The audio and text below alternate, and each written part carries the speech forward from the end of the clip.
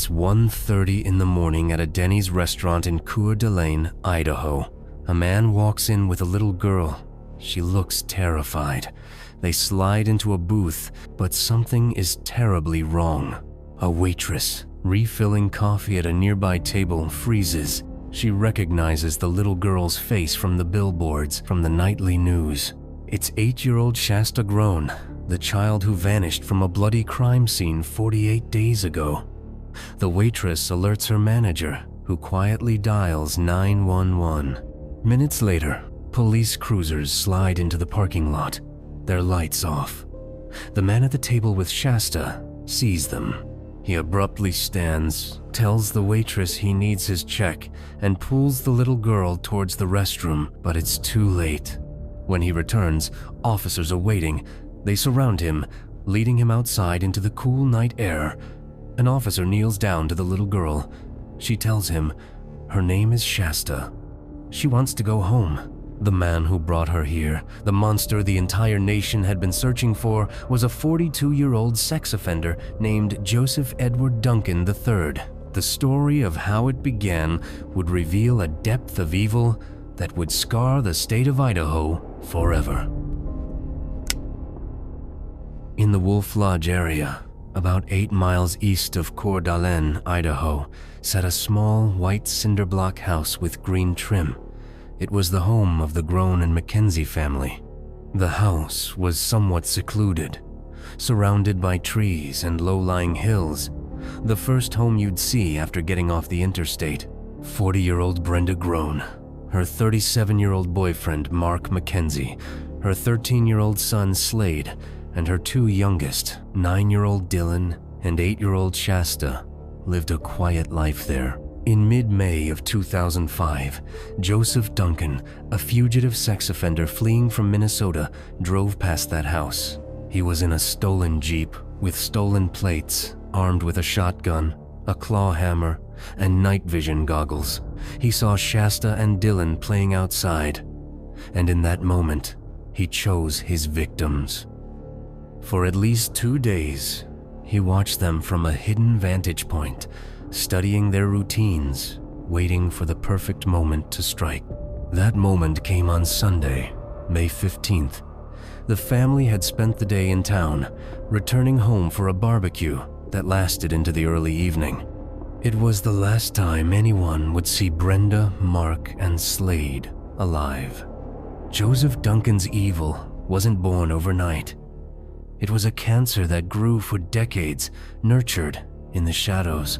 His childhood, spent in Tacoma, Washington, wasn't marked by a single explosive trauma, but by a steady, chilling descent into violence. In 1978, by 15, he wasn't just a troubled kid, he was a full-blown predator. He forced a 9-year-old boy at gunpoint. A year later, he was arrested in a stolen car. He was later sent to a juvenile detention center. There, he made a haunting confession to a therapist. He claimed he had bound and assaulted 6 different boys. He estimated he'd victimized 13 younger boys by the time he was 16. This wasn't a cry for help. It was a boast. In 1980, he was sentenced to 20 years in prison for assaulting a 14-year-old boy. He was paroled 14 years later, but freedom didn't reform him. It just unleashed him. That's when the nightmare really began. Around him, a string of unsolved cases involving children began to pile up. In 1996, 2 half-sisters, 11-year-old Sammy Jo White and 9-year-old Carmen Cubella, vanished from Seattle. Their bodies were found 2 years later. A year after they disappeared, 7-year-old Deborah Palmer was found washed up on a beach in Oak Harbor, Washington. Duncan was in the area for all of these crimes, a ghost moving through the periphery of tragedies he likely caused. Then, in 1997, he fled to California. There, 10-year-old Anthony Martinez was lured from his home by a man offering money to help find a lost cat. Anthony's body was found 15 days later, bound and beaten to death in the desert. Duncan was visiting his father just 22 miles away at the time. He was a predator hiding in plain sight, and he was heading for Idaho. The day after that Sunday barbecue, a neighbor stopped by the grown Mackenzie home to pay Slade $10 for mowing his lawn. The house was eerily quiet. The family's cars were in the driveway, their doors left wide open. The neighbor knocked, but no one answered. Only a dog barked from inside. Feeling a knot of dread in his stomach, he immediately called the cops. When deputies from the Kootenai County Sheriff's Department arrived, they entered through an unlocked rear door and walked into a slaughterhouse. Blood was everywhere. In the kitchen, they found 2 bodies, bound with duct tape and zip ties, their heads horrifically crushed. In the living room, a 3rd victim was found in the same state. The victims were soon identified as Brenda Groan, her son Slade, and her boyfriend Mark Mackenzie. They had all been bludgeoned to death. Investigators believe the weapon was a claw hammer. But that's not even the worst part. 8-year-old Shasta and 9-year-old Dylan were gone. An Amber Alert was issued, and the largest criminal investigation in the county's history began. While the nation searched, Shasta and Dylan were living through hell. Duncan had driven them from their home to a remote campsite deep in the Lolo National Forest of Montana. There, in a dilapidated wooden cabin, he became the director of his own twisted horror film. He forced the children to call him Jed. He documented everything with a video camera, the torture, the fear, the repeated assaults. In her later testimony, Shasta would recall the smallest, most chilling details. She remembered Duncan wearing dark gloves inside their house and carrying a shotgun. She remembered the brand name of the hammer he used to kill her family of Fat Max. He bragged to the children about it, telling them exactly how he'd used it on their mother, brother, and Mark. He showed them the night vision goggles he'd used to stalk them for days, for weeks. He subjected them to unspeakable acts. Shasta recounted how he repeatedly tortured her brother, Dylan, even burning him with cigarettes. The videos he recorded captured it all, monstrous evidence of his crimes. At one point, he took Dylan, shot him in the head as Shasta watched, and then burned his body. He had become judge, jury, and executioner in his own private world of terror. Just when you thought it couldn't get worse, after weeks of this torment, Duncan made a critical mistake. He got comfortable. He got arrogant.